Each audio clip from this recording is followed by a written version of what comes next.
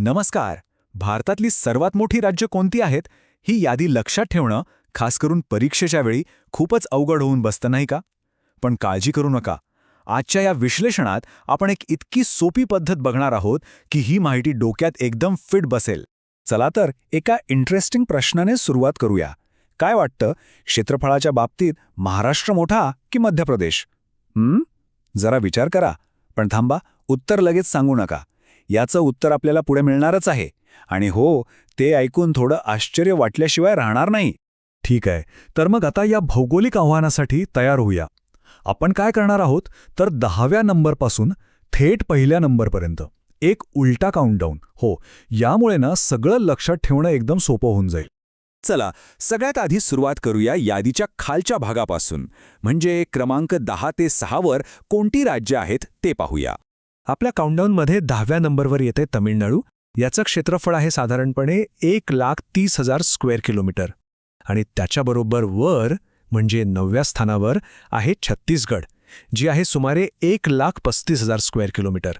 आता पुढे जाऊया. 8व्या नंबरवर आहे ओडिशा, ज्याचं क्षेत्रफळ 1,50,000 स्क्वेअर किलोमीटर्सपेक्षा जास्त आहे. आणि 7व्या क्रमांकावर येतं आंध्र प्रदेश, जवळपास 1,62,000 स्क्वेअर किलोमीटर.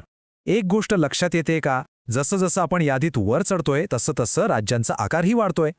ओके, आता आपण यादीच्या एका अत्यंत महत्त्वाच्या टप्प्यावर आलोय. आपण प्रवेश करतोय टॉप 5 मध्ये. आणि इथून पुढची स्पर्धा खरंच खूपच चुरशीची आहे. त्यामुळे ही नावं तर लक्षात ठेवायलाच हवीत. तर टॉप 5च्या दारात उभा आहे 6व्या नंबरवर कर्नाटक. क्षेत्रफळ आहे जवळजवळ 1,92,000 स्क्वेअर किलोमीटर. आणि याच्यावर म्हणजे 5व्या क्रमांकावर आहे गुजरात. आणि गुजरातसोबत आपण जवळपास 2,00,000 स्क्वेअर किलोमीटरचा टप्पा गाठलाय.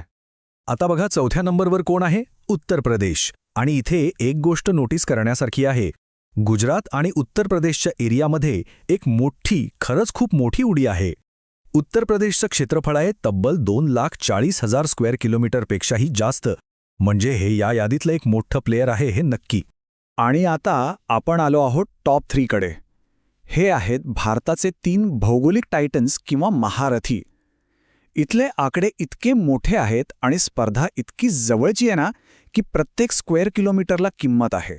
आता वेळ आली आहे त्या सुरुवातीच्या प्रश्नाच्या उत्तराची. आठवतंय, महाराष्ट्र आणि मध्य प्रदेशमध्ये मोठं कोण? तर उत्तर आहे मध्य प्रदेश. पण थांबा, इथला फरक बघा किती कमी आहे. मध्य प्रदेश आहे नंबर 2 वर आणि महाराष्ट्र आहे नंबर 3 वर. आणि दोघांमध्ये फरक आहे फक्त काही शेकडो स्क्वेअर किलोमीटर्सचा. म्हणजे अगदीच किरकोळ फरक. हे जे 3 महारथी आहेत ना, राजस्थान, मध्य प्रदेश आणि महाराष्ट्र, हे बाकीच्या राज्यांच्या तुलनेत किती प्रचंड आहेत हे या तुलनेतून एकदम स्पष्ट दिसते. ही जी प्रतिमा आहे ती डोक्यात बसवली की या राज्यांचा मोठा आकार विसरणं जवळजवळ अशक्य आहे. चला तर मग आता नंबर 1च्या स्थानाकडे वळूया. देशातलं सर्वात मोठं राज्य. या स्पर्धेतला खराखुरा चॅम्पियन कोण आहे? आणि पहिल्या नंबरवर आहे राजस्थान. तब्बल 3,42,000 स्क्वेअर किलोमीटरपेक्षा जास्त क्षेत्रफळ. या प्रचंड आकारामुळे राजस्थान हे भारताचं सर्वात मोठं राज्य ठरतं. आणि दुसऱ्या नंबरच्या राज्यापेक्षाही ते खूप मोठ्या फरकाने पुढे आहे. बरं, तर मग या सगळ्या चर्चेतून सर्वात महत्त्वाचे मुद्दे कोणते आहेत जे आपल्याला लक्षात ठेवायचे आहेत? हा शेवटचा भाग खूप महत्त्वाचा आहे, कारण यामुळे ही सगळी माहिती कायमची लक्षात राहण्यास मदत होईल. आता एक प्रॅक्टिकल सल्ला. खरं तर परीक्षेच्या दृष्टीने बघितलं तर पहिली 3 ते 5 राज्य लक्षात ठेवली तरी पुरेसं होतं. पण जर तुम्हाला पूर्ण 10 राज्य माहीत असतील ना, तर एलिमिनेशन मेथड वापरून उत्तरे शोधणं खूप सोपं जातं. म्हणजे चुकीचे पर्याय लगेच बाजूला करता येतात.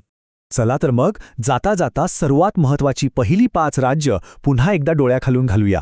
Number 1 Rajasthan, number 2 Madhya Pradesh, number 3 Maharashtra, number 4 Uttar Pradesh आणि नंबर 5 गुजरात. ही टॉप 5ची यादी आता पक्की लक्षात ठेवा. आणि जाता जाता एक विचार करण्यासारखा प्रश्न. आपण आत्तापर्यंत राज्यांचा मोठेपणा त्यांच्या क्षेत्रफळानुसार पाहिला. पण विचार करा, राज्याची विशालता मोजण्यासाठी दुसरा कोणता महत्त्वाचा निकष असू शकतो? कदाचित लोकसंख्या? किंवा मग राज्याची अर्थव्यवस्था? जरा विचार करून बघा.